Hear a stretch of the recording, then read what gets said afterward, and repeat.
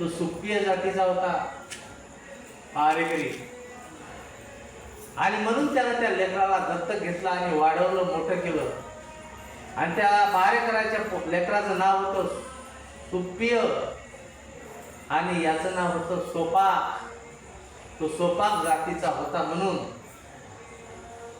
सोपाक आणि सुप्पिय, सोपाक आणि सुप्पिय म्हणजे एक त्या पहारेकराचा मुलगा आणि एक त्या स्मशानावर जन्मला. तो हे 7 वर्षाचा असताना भगवान बुद्धाच्या संघामध्ये सामील झाला आणि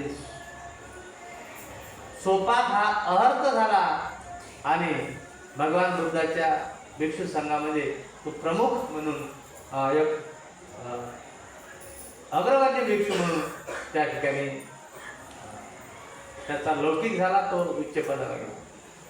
त्यानंतर भगवंताने श्रावस्तीचा एक शेतकरी त्याला सुद्धा दीक्षा दिली. त्यानंतर राजगृहात एक कुंभार होता, कुंभार, त्याला सुद्धा दीक्षा दिली. त्यानंतर एक कुप्पतपूर म्हणून एक भिकारी होता, तो तांदूळ जमा करत होता आणि खात होता गावात कुप्पत, आणि त्याचे कपडे चिंध्या झाले होते आणि म्हणून त्याला कुप्पतपूर म्हणत, तांदूळ आणि चिंध्या. कुप्पतपूर म्हणजे तांदूळ आणि चिंध्या, म्हणून त्याचं नाव कुप्पतपूर पडलं. तर अशा लोकांना भगवंताची धम्मदीक्षा दिली. आता हे ज्या या लोकांना ज्या दीक्षा दिल्या त्या बाबासाहेबांनी निवडक धम्मदीक्षा दिल्या. निवडक एवढ्याच लोकांना दीक्षा दिल्या अशातला नाही, तर बाबासाहेबांनी काही धम्मदीक्षा याच्यात नोंदवल्या आहेत. त्यामध्ये एक धम्मदीक्षा आहे राजगृहामधली, आणि राजगृहामध्ये एक सुप्रबुद्ध नावाचा महारोगी होता. महारोगी, आणि हा महारोगी गावात फिरत असताना त्याला खूप भूक लागली होती आणि म्हणून तो काही खायला मिळाले या आशेने इकडे तिकडे हिंडून राहिला होता.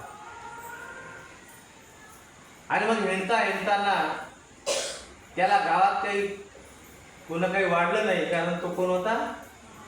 महारोगी होता. त्याच्या अंगाचा दुर्गंध येत होता, त्याच्या शरीरातून रक्तपूर असं बाहेर येत होता. आणि असा तो महारोगी खाण्याच्या आचेने इकडे तिकडे येत होता.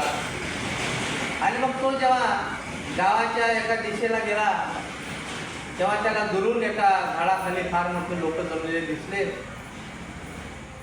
आणि म्हणून त्याला असं वाटलं की त्या झाडाखाली काहीतरी पंगत आहे, काहीतरी खाण्याचं मेजवानी चालू आहे, मग आपल्याला सुद्धा 2 घास खायला मिळतील या आशेने तो त्या ठिकाणी निघाला त्या दिशेने. आणि त्या दिशेने गेले असताना तो जवळ कसा गेला तेव्हा त्याच्या लक्षात आलं की इथे काही खाण्याची पंगत नाही आहे, इथे भगवान बुद्धांचं प्रवचन चालू आहे. आणि त्याच्या मनात असा विचार आला की नाहीतरी मी आता आलो तर मग बसू द्या. काय विचार आला होता? भोजन घेण्याच्या आशेने. भोजन काही मिळालं नाही, मग आता नाहीतरी आलो बा आपण, एवढ्या लांब आलो ना आता, मग बसा. म्हणून तो बसला. आणि बसल्यानंतर भगवान बुद्धाने त्या परिषदेमध्ये पाहिलं. परिषद म्हणजे सभा. आणि त्या सभेमध्ये बसताना भगवंताने पाहिलं की या सभेमध्ये कोण माझा धर्म ग्रहण करू शकतो. आणि जाणलं भगवंताने की या सर्व बसलेल्या लोकांमध्ये महारोगी सुप्रबुद्धाचं चित्त फार निर्मळ आहे, शरीराचा आणि मनाचा संबंध आहे. महारोगी सुप्रबुद्धाचं चित्त फार निर्मळ आहे हे भगवंतांनी जाणलं. तेव्हा भगवंताने त्याला उपदेश केला, दान, शील आणि स्वर्ग. 3 विषयावर प्रवचन केलं भगवंतांनी त्याला सांगितलं. काय? दान, शील आणि स्वर्ग. दान आपण अनेक वेळा ऐकलं, शील सुद्धा आपण अनेक वेळा पाहिलं, परंतु स्वर्ग म्हणजे काय ही गोष्ट आपल्यासाठी अनभिज्ञ आहे. स्वर्ग म्हणजे काही आपण स्वर्गाचं नाव काढलं की वर पाहतो नाही का. एखादा माणूस मेला की आपण म्हणतो स्वर्गवासी, तो स्वर्गात गेला. भ्रमात आहो आपण. स्वर्ग वर नाही आहे, अपना घर है स्वर्ग से खरा आहे.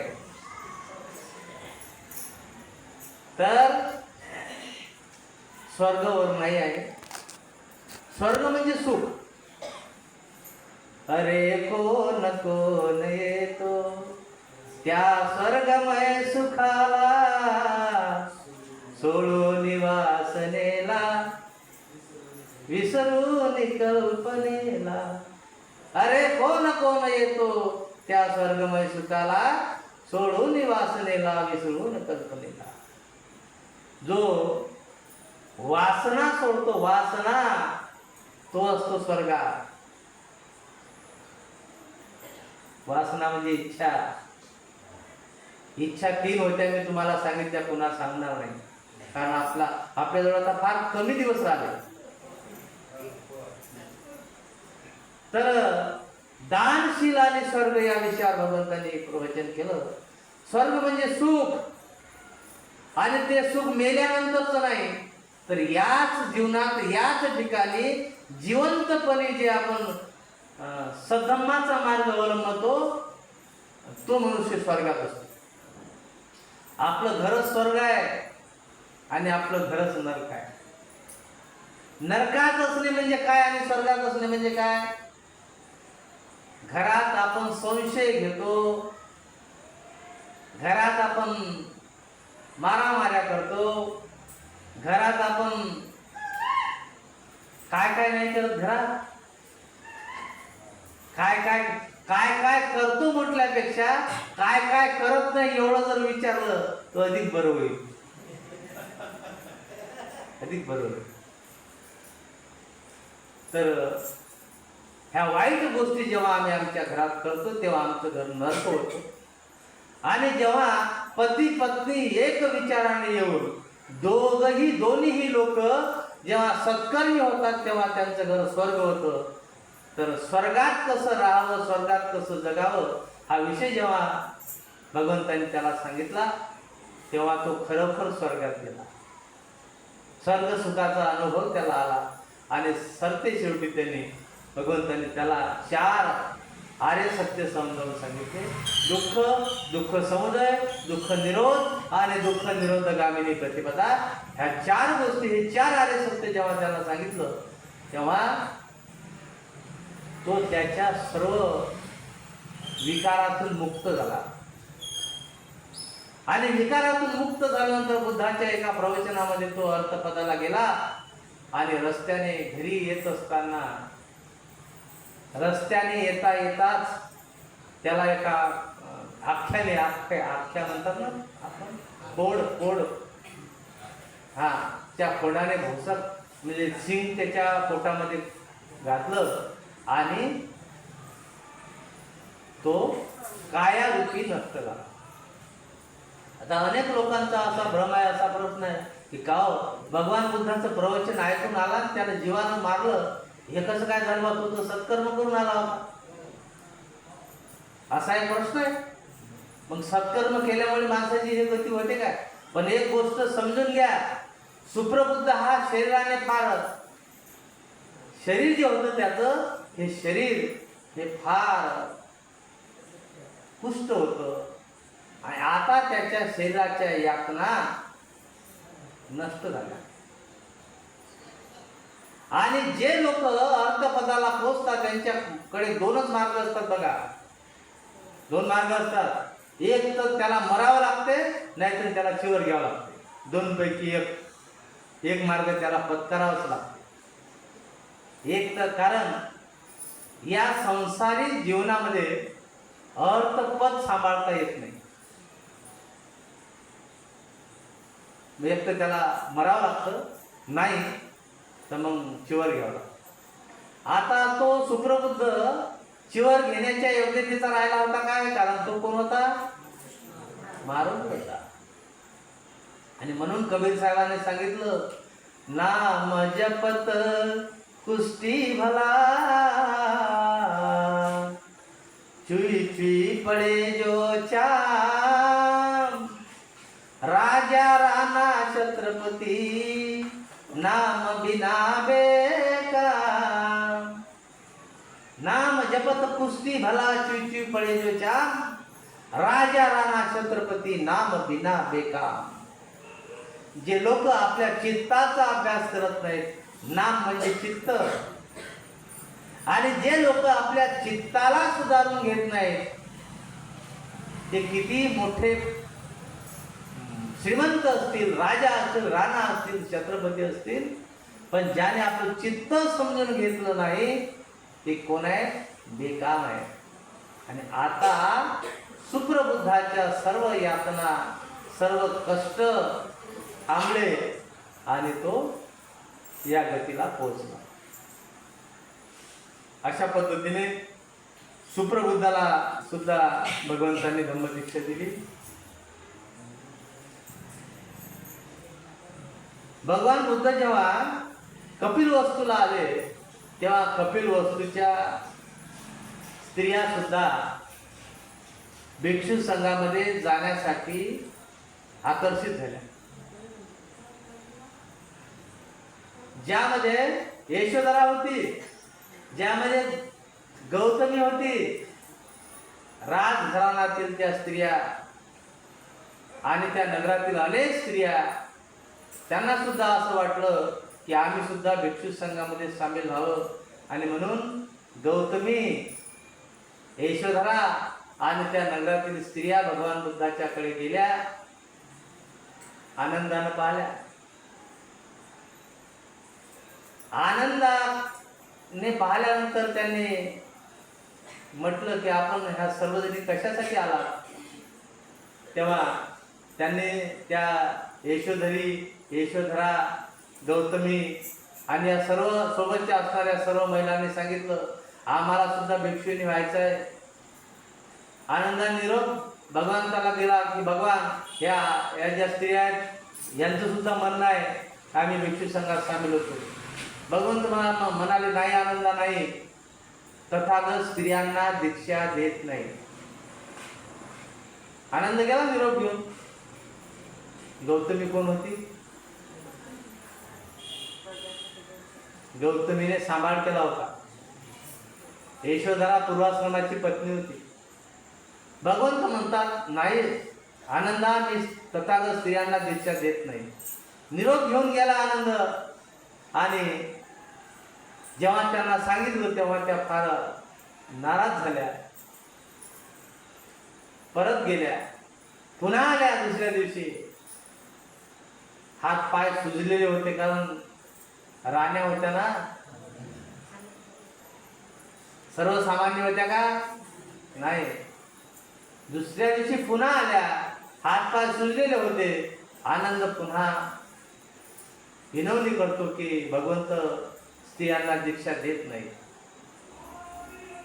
तेव्हा त्यांनी म्हटलं की भगवान बुद्ध जर स्त्रियांना दीक्षा देत नाही तर मग ते पक्षपाती आहेत. मग इतर धर्मामध्ये जे लोक आहेत ते जसे स्त्रियांना कमी लेखतात, ते जसे स्त्रियांना दीक्षित करत नाही, काही धर्म असे आहेत की जे स्त्रियांना मंदिरात सुद्धा येऊ देत नाही.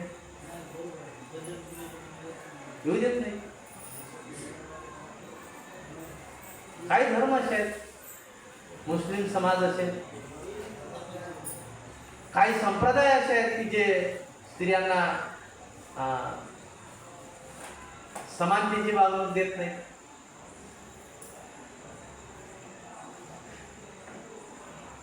मनुस्मृतीमध्ये एक रुची आहे. मनुस्मृतीमध्ये कुंड पुराण नावाचं एक पुराण आहे, कुंड पुराण.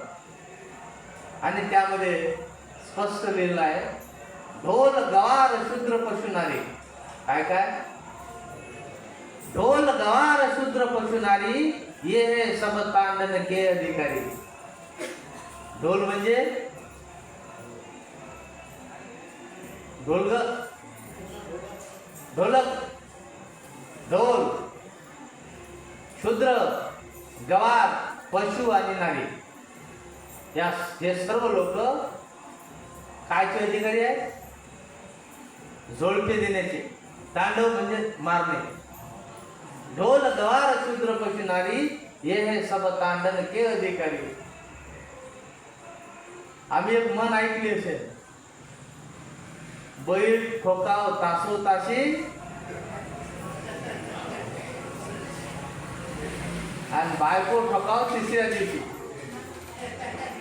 अशी एक म्हण आहे की आम्ही ऐकली का? कुठून आणली आहे?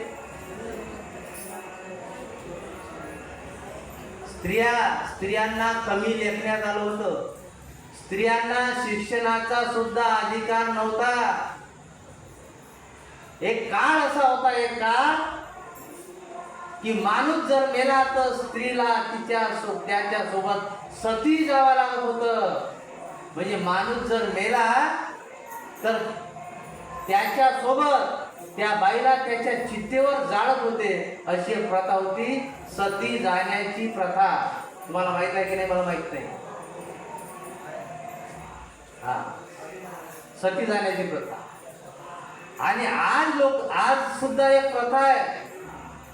माणूस मेल्यानंतर त्याच्या किडीचे जे 2 बाशे असतात, ते 2 बाशे आजही बाजूला काढून ठेवल्या जातात.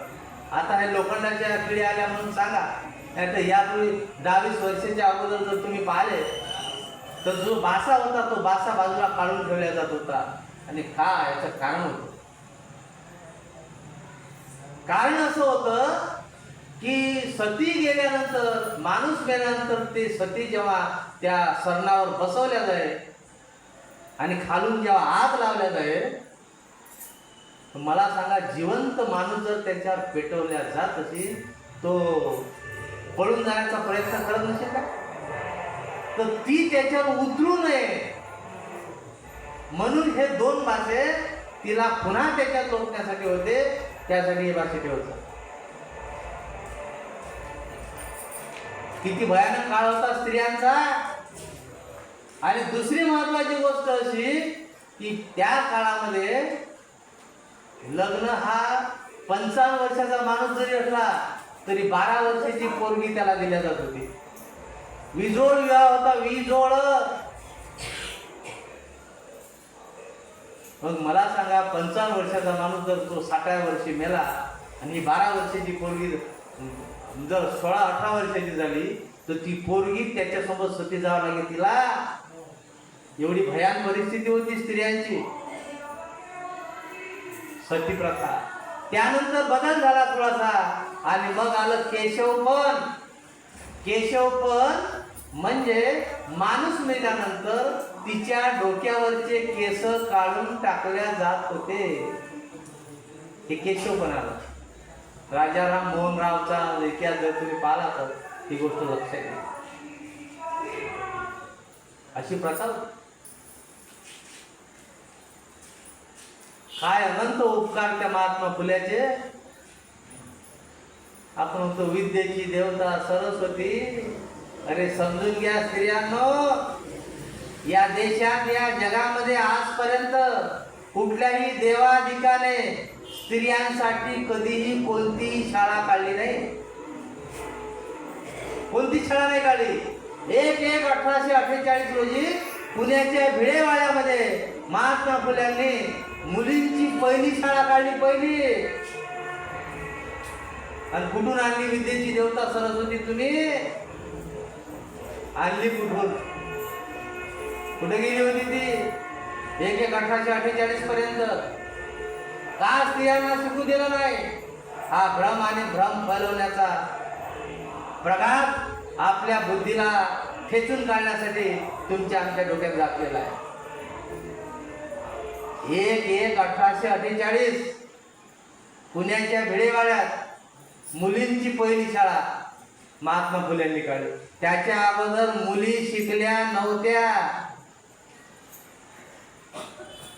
आजही तो भिडेवाडा तुम्ही जर गेला तर दिसून येतो पुण्यामध्ये. त्या शाळेमध्ये 4 मुली दाखल झाल्या, एक मराठा, एक धनगर आणि 4 ब्राह्मण. पहिल्या त्या 6 मुली शिकलेल्या, 4 मराठा, एक ब्राह्मण आणि एक धनगर.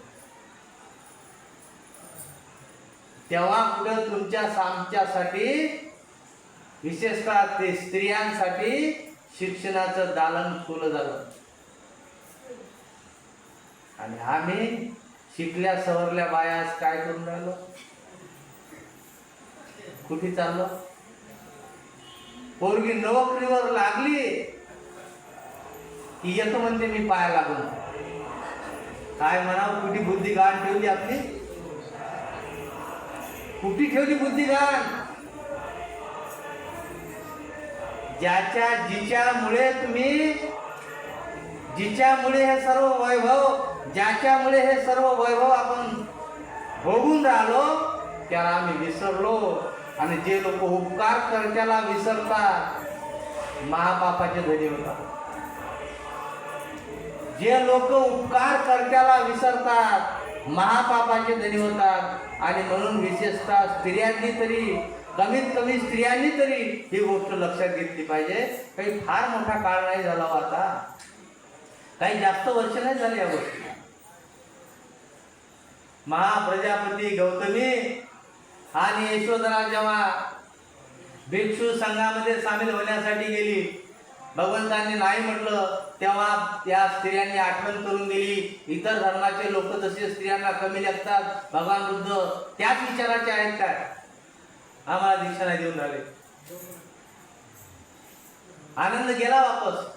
आणि भगवंताला म्हणाला, भगवान या स्त्रिया अशा म्हणतात की इतर धर्माचे लोक जसं स्त्रियांना कमी लेखून राहिले, तुम्ही त्याच विचाराचे आता आम्हाला जवळ घेत नाही, आम्हाला दीक्षा देत नाही. तेव्हा भगवंत म्हणाले, आनंदा मी स्त्रियांना कमी लेखत नाही. स्त्री ही या जगाच्या उत्पत्तीचं 2 चाकापैकी एक चाक आहे.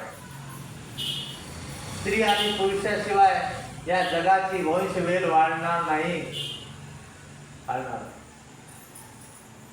पण आनंदा व्यावहारिक कारण आहेत, व्यावहारिक कारण आहेत, आणि त्यामुळे मी स्त्रियांना दीक्षा देत नाही. काय व्यावहारिक कारण आहेत, तर ते व्यावहारिक कारण मी तुम्हाला सांगणार नाही. त्या व्यावहारिक कारणामध्ये भगवंताने विचार केला त्या स्त्रियांना दीक्षा देण्याचा. आणि शेवटी आनंदाला भगवंत म्हणाले, आनंदा पुरुषांपेक्षा स्त्रियांनी 8 नियमाचं जास्तीचं जर पालन केलं तर मी स्त्रियांना दीक्षा देतो. आपल्यापैकी काही लोकांनी भिक्षू म्हणजे स्वामीनारायणाची दीक्षा घेतली आहे का? माझा आवाज ज्यांच्या कानापर्यंत पोहोचते त्या पुरुषांनी एखाद्याने दीक्षा घेतली आहे का? घेतली. आणि घेतली जर असेल तर मला सांगा की भिक्षूसाठी किती नियमाचं पालन करावं लागते?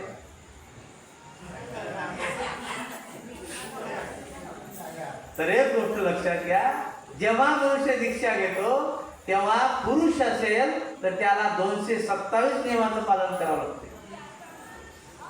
227. आणि स्त्रीने जर दीक्षा घेतली तर तिला 235 नियमाचं पालन करावं.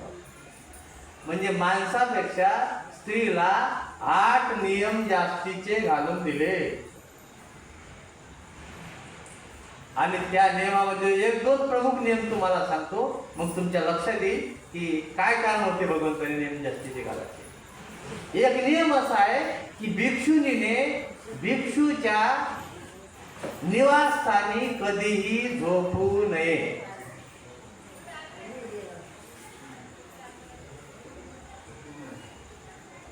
भिक्षुनीने भिक्षूचे कपडे चिवर कधीही धुवू नये अशी नियम आहे. समजले तुम्हाला कारण? तर असे 8 कारण पुरुषांपेक्षा स्त्रियांना जास्तीचे 8 नियम जास्तीचे पाळावे लागतात. हे जेव्हा आनंदाने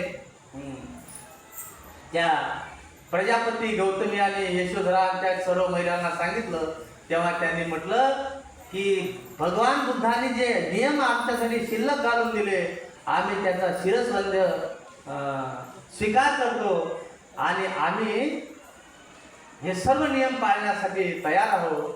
भगवंतांनी आता त्या स्त्रियांना भिक्षुनीची दीक्षा दिली.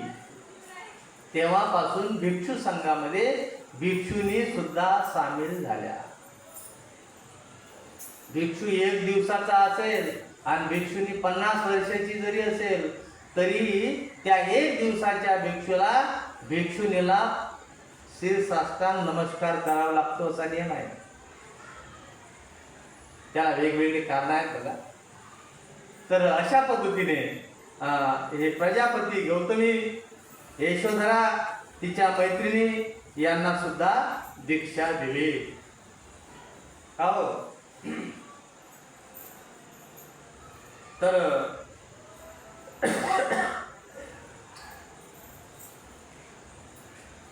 श्रावस्ती येथे अनाथ पेंडकाच्या जेतवनात आश्रमात असताना, भगवान बुद्ध राहत असताना,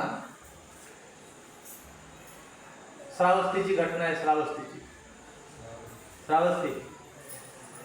भगवान बुद्ध राहत असताना आनंद नावाचा भिक्षू श्रावस्तीमध्ये भिक्षाटनासाठी गेला. भिक्षाटनासाठी जेव्हा आनंद गेला तेव्हा भोजन आटोपल्यानंतर पाणी पिण्यासाठी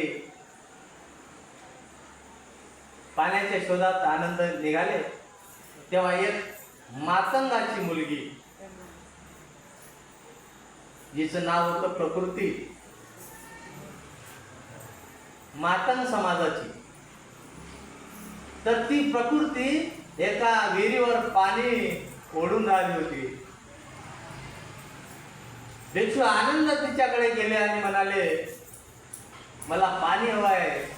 परंतु त्या मुलीने पाणी देण्यासाठी नकार दिला आणि ती म्हणाली, मी एक चांडालिका आहे, मी एका मातंगाची मुलगी आहे, मी तुम्हाला पाणी देऊ शकत नाही. तेव्हा आनंद म्हणाले, मला तुझ्या जातीशी काही घेणे नाही, मला फक्त पाणी हवंय, पाणी. आणि मग तिने भिक्षू आनंदाला पाणी पाजलं. कोणे? सांडालिका प्रकृती. सांडालिका प्रकृती म्हणजे मातंगाची मुलगी होती ती. तिची आई होती फक्त मातंगी, वडील तिला नव्हते, गेले असतील. तर पाणी पित असताना त्या मुलीने भिक्षू आनंदला पाहिलं आणि तिची नजर भिक्षू आनंदावर खेळल्या गेली आणि तिला असं वाटलं की एवढा सुंदर मनुष्य मला जर पती मिळाला तर किती बरं होईल. आणि म्हणून ती धावत तिच्या आईकडे गेली आणि म्हणाली, आई, तू जर माझं लग्न करून देत असशील तर मला आनंद हा पती हवा आहे. आई म्हणाली, बघते मी काय. आणि मग त्या मातंगीने जेव्हा तपासणी केली तेव्हा तिला समजलं की आनंद हा भिक्षू आहे आणि तो ब्रह्मचारी आहे, तो आता लग्न करू शकत नाही. आता या प्रकृतीने घट्ट आणि घट्ट असा आग्रह धरला की मला जर लग्न करायचं असेल तर मी आनंदाशिवाय करणार नाही. आणि आनंद लग्न करू शकत नव्हता. विचारात पडल्या दोघी. प्रकृती आनंदाच्या मागे मागे मागे मागे फिरत होती. तिचं अतोनात आता काय जळलं, काय जळलं? मन तिचा लळा लागला आनंदाचा. त्याला आपण आपल्या साध्या भाषेत एकतर्फी प्रेम म्हणू. दोन तर्फी नाही, एकतर्फी होते ना असं कधी कधी. हा, असं झालं. तर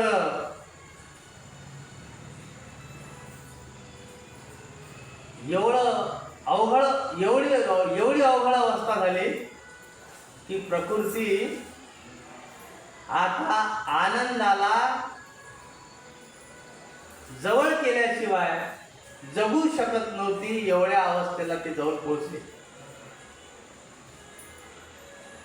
मातंगीने, तिच्याकडे चेटूक नावाची विद्या होती, चेटूक. आणि म्हणून ती मुलगी म्हणते की आई तुझ्याकडे आहे ना ग ते, तुझ्या चेटूकचा उपयोग का करत नाही? तेव्हा ती म्हणाली की बुद्धाच्या विरुद्ध माझं चेटूक चालत नाही. एकदा तिच्या आईने भिक्षूस आनंदाला भोजनासाठी बोलावलं. भोजनासाठी बोलावल्यानंतर आपल्या त्या प्रकृतीला चांगल्या पद्धतीने साज शृंगार करायला लावला आणि आनंद आणि प्रकृतीला एका खोलीमध्ये कोंडून घेतलं. लाख प्रयत्न केल्यानंतरही आनंद थोडासा सुद्धा डगमगला नाही. शेवटी नाविलाज असतो, त्याला सोडून देण्यात आला. पण प्रकृती तिने पिच्छा सोडला नाही. ती आनंदाच्या मागे मागे गेली जिथे भगवान बुद्ध होते त्या ठिकाणी. आनंदाने भगवंताला सांगितलं की असा असा प्रकार झाला भगवान, ही मुलगी काही माझा पिच्छा सोडायला तयार नाही. भगवंताने विचारलं की का ग प्रकृती? ती स्पष्ट म्हणाली की मला आनंदाशिवाय मी जगू शकत नाही, आनंदाशी मला लग्न करायचं आहे. भगवंत म्हणाले प्रकृती आनंद भिक्षू आहे, त्याच्या डोक्यावरचे केस त्याने काढलेले आहेत. तू जर तुझ्या डोक्यावरचे केस काढली तर मी काहीतरी मार्ग काढू शकतो. आली घरी धावत. आईला म्हणाली की आई तुला जे जमलं नाही ते मी केलं. भगवंतांनी मला सांगितलं की आनंद भिक्षू आहे, त्या डोक्याचं मुंडन केलेलं आहे, तू जर मुंडन केलं तर काहीतरी मार्ग काढता येईल. आणि घरी गेली, डोक्याचं मुंडन केलं, केस काढले आणि गेली. परत गेल्यानंतर भगवंताला सांगितलं की म्हणे भगवान मी आले आता मुंडन करून, आता आमचं लग्न लावून द्या.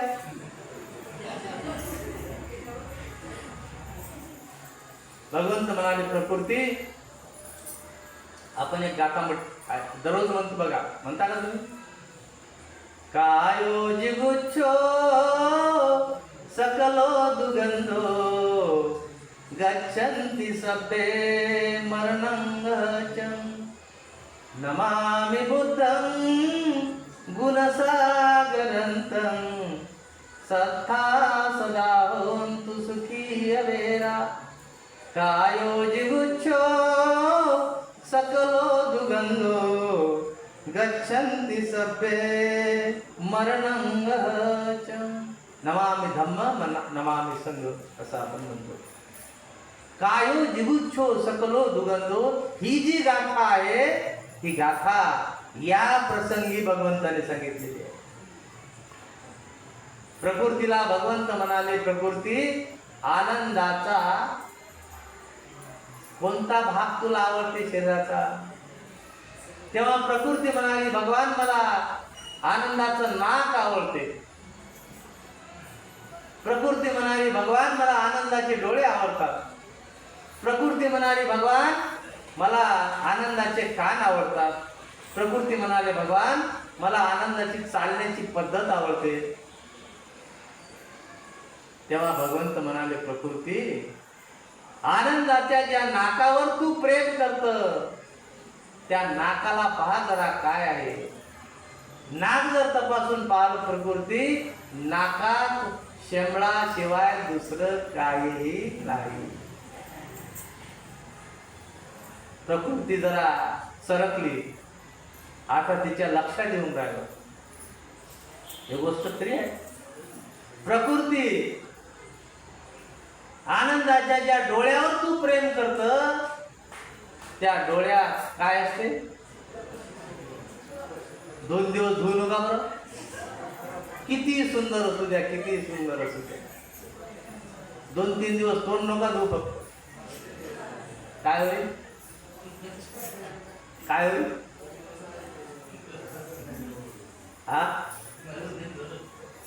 समजा 8 दिवस जर असा प्रकार झाला का नाही तर तुमच्या जवळून कोणी जाणार नाही, आपल्या जवळून कोणी जाणार नाही, चालणार नाही. जरा दुरून बोल म्हणतील, दुरून असा ना. प्रकृती आनंदाच्या ज्या डोळ्यावर तू प्रेम करत त्या डोळ्यात अश्रू शिवाय काही नाही. प्रकृती आनंदाच्या ज्या कानावर तू प्रेम करत त्या कानात मळाशिवाय काही नाही. प्रकृती आनंदाच्या ज्या मुखावर तू प्रेम करत त्या तोंडात लाळीशिवाय काही नाही. प्रकृती शरीर हे मलमूत्राचं आगर आहे. काय म्हणतात भगवान? प्रकृती शरीर हे मलमूत्राचं आगर आहे. आता मलमूत्रावर आपण प्रेम करू काय?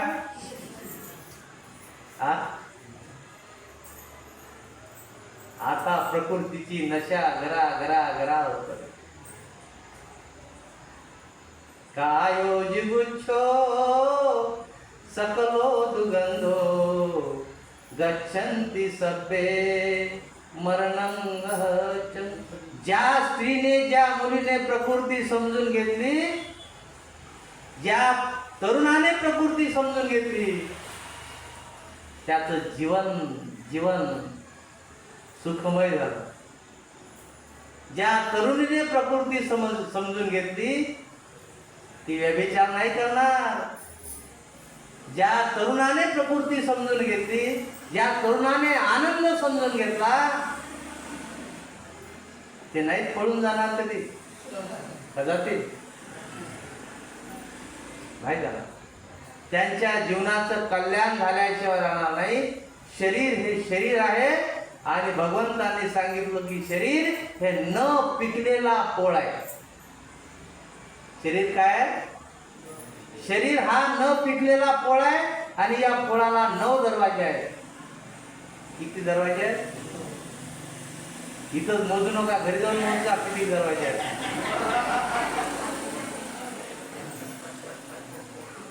9 दरवाजे आहेत या शरीराला आणि 9च्या 9ही दरवाजामधून घाणीशिवाय दुसरं काहीही बाहेर येत नाही. म्हणून भगवंतांनी म्हटलं की शरीर हे दुर्गंधयुक्त आहे, घाणेरड आहे, नश्वर आहे, नश्वर आहे. कबीर साहेब म्हणतात नरक पशु की होय पनैया नरका कछू न होय.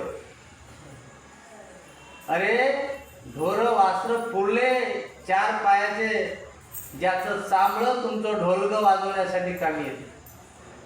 कोणाचं? ज्या चांबळ्याचे ढोल असतात वाजवण्यासाठी कामी येते. माणसाचं चांबळं काही कामी आलं काय तुम्हाला? एखाद्याचं आहे का? ढोरा वासराचे हाळ जे आहेत ना, हे हाळ सुद्धा जमा केल्या जातात, त्याची भुकटी केल्या जाते आणि तुम्ही आपण जे दररोज दात घासतो ना पेस्ट, त्यामध्ये वापरल्या जाते. कामी होऊन राहिलं ना. शिंग, केस, जनावरांचे केस सुद्धा कामी येतात. लोक ते काय करतात? मेंढाचे केस काय होते म्हणतात? काहीतरी होते ना, येतात का कामी? हा, म्हणजे ढोरं वासरू त्याच्याही पुढे जर तुम्हाला सांगितलं की समजा आपलं अंगण लय रखरख झालं तर ढोरा वासराची घाण ज्याला मल असं म्हणतात, मल शेण, तर शेण आपण मोठ्या आनंदाने डोक्यावर आणतो आणि समजा पोवटा एखादीनं दुसरीचा घेतला, कायचे तरी भांडणं आमचे. पहा काय आम्ही कोण्या अवस्थेला जाऊन पोचलो. मलमूत्रासाठी भांडणं आहेत आमचे. पशु की होय पनया नरका पशुन होय. ढोराचं शेण सुद्धा कामी येते आपलं दार स्वच्छ करण्यासाठी, प्रसन्नता निर्माण होण्यासाठी ढोराचं शेण कामी येते. समजा आमचा एखादा पंडित आहे, पैलवान, वकील आहे, डॉक्टर आहे, इंजिनियर आहे, MA LLB झालेला आहे, फार मोठा श्रीमंत आहे, त्याचं काही एखादा पोटा कामी आला का? हा आला का? नाही आला. कबीर साहेब म्हणतात, लकडी जली कोयला मिला, कोयला जला भई राख. बाबासाहेबांचे गुरु, बाबासाहेब महाविद्वान, जगातले महापंडित बाबासाहेब आंबेडकर, आणि त्यांनी ज्या कबीर साहेबांना गुरु मानलं ते किती विद्वान असतील, किती विद्वान असतील. म्हणजे बाबासाहेबांचे गुरु कबीर साहेब म्हणतात, ज्यांनी अख्खा बुद्ध जगासमोर मांडला. ते म्हणतात, लकडी जली कोयला मिला, कोयला जला भई राख. लाकूड जाळलं तर कोळसा भेटला, आणि कोळसा जाळला तर राखोंडी भेटली. जे राखोंडी आपल्या शेतात फेकून आपले 2 दाणे वाळवण्याचं काम करते. लकड़ी जली कोयला मिला, कोयला जला भई राख. मैं पापी ऐसा जला, कोयला भला न राख. मी असा पापी, मी जळलो, ना कोळसा भेटला ना राखोंडी भेटली. एवढा पापी, माणसाचं काही कामी येत नाही हो. आणि म्हणून हे शरीर जे आहे घाणेरडं आहे, गलिच्छ आहे, फेकण्यासारखं आहे, टाकाऊ आहे, न पिकलेला पोळ आहे, 9 दरवाजाचा पोळ आहे, आणि प्रत्येक दरवाजातून घाण बाहेर निघते. शरीराला शरीर समजा. ज्या दिवशी आम्ही शरीराला शरीर समजू, त्या दिवशी बलात्कार होणे बंद होते. आम्ही शरीराला शरीर समजलं नाही, आम्ही धम्म समजून घेतला नाही, आम्ही प्रकृती समजून घेतली नाही, आम्ही आनंद समजून घेतला नाही, आणि त्यामुळे आमची फसगत होऊन जाते. ज्या दिवशी आम्ही शरीराला शरीर समजू, ज्या दिवशी आम्ही या शरीराची नश्वरता समजू, ज्या दिवशी आम्ही या शरीराला खऱ्या अर्थाने शरीर समजू, त्या दिवशी ह्या सर्व गोष्टी आमच्या नष्ट झाल्याशिवाय राहत नाही. एकदा एक तरुणी